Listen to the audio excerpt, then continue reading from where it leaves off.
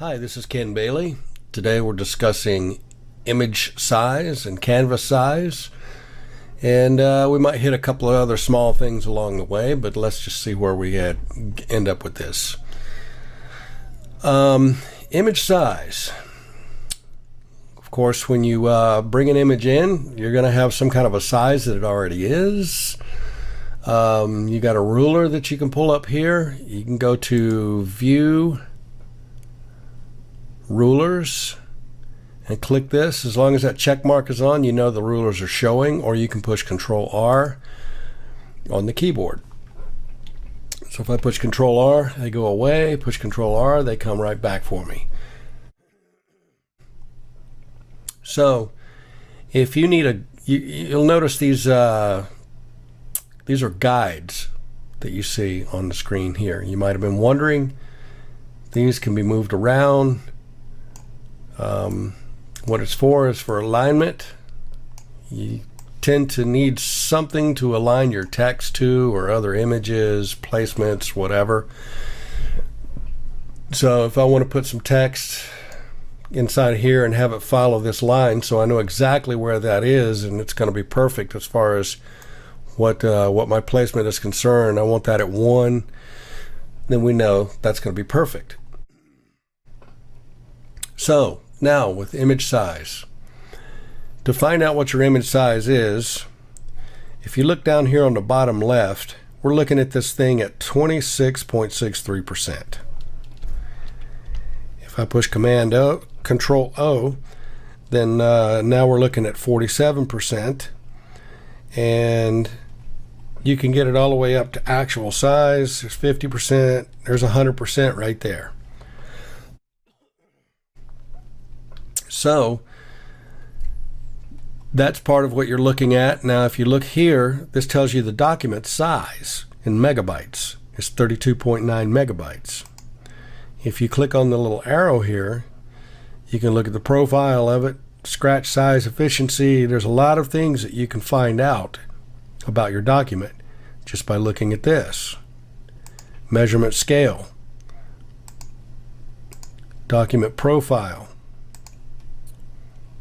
Typically it's just got to be set for size. So now just go up to image size, and then here it tells you that you are 2,937 pixels width, and your height is 1957.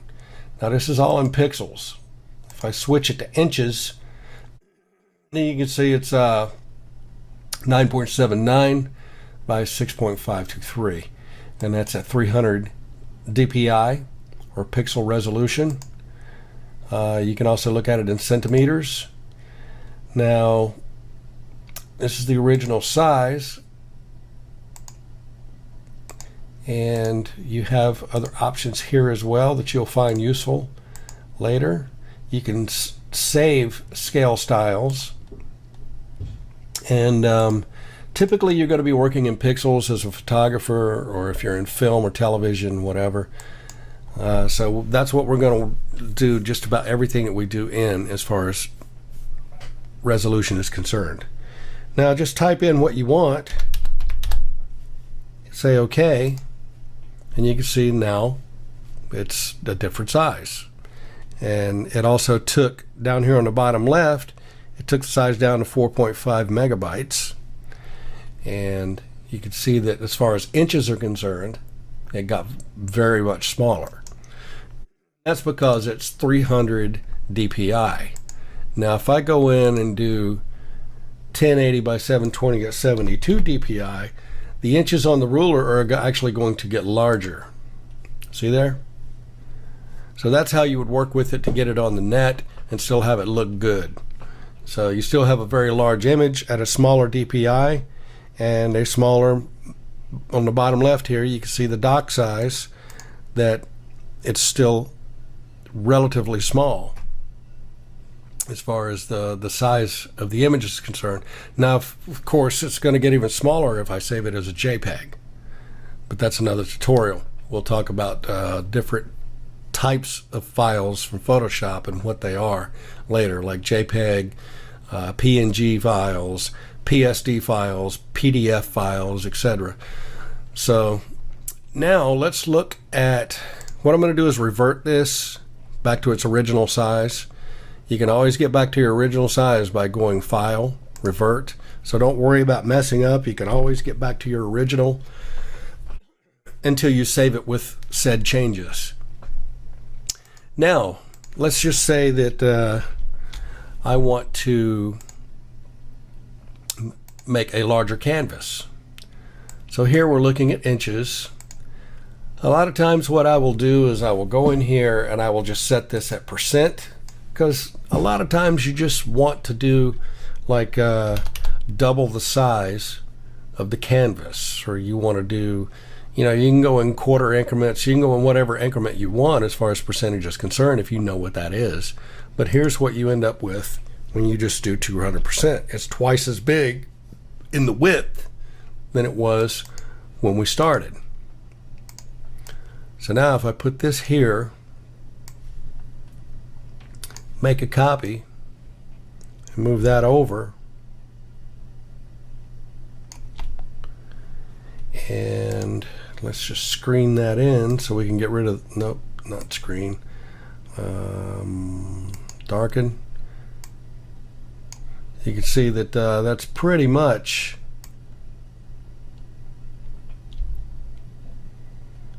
perfect as far as double the size is concerned.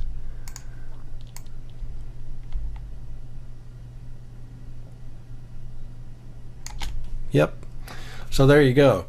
So that's what that is. That's just making a canvas larger. Now let's go into canvas size. Let's put it at percent again, and then we'll do the height. So what's that going to do? It's going to make the height double the size. So if I take both of these guys, move them up, make one layer out of it, copy it, paste it, and there you go. So that's 4 times the size, and that's basically how you do image sizing and canvas sizing.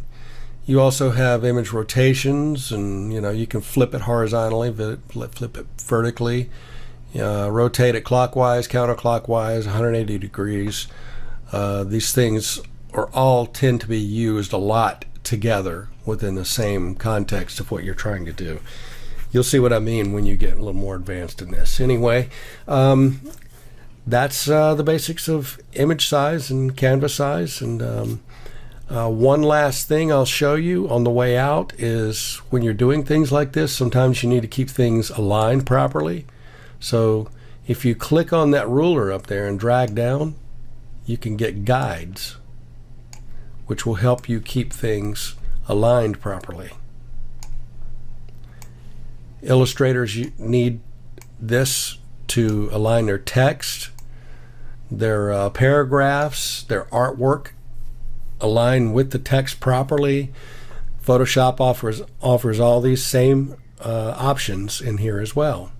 So if we need text to go across the top here, that text will just pop right in there and stick right on this line. If you need it to be, you know, line up with this house properly, then you know now, the way I got this lined up here, that that's going to line up perfectly within the main portion of the house here. So anyway, that's a quick tutorial on image size, canvas size, and guides. Hope you got something out of that, and we'll see you soon.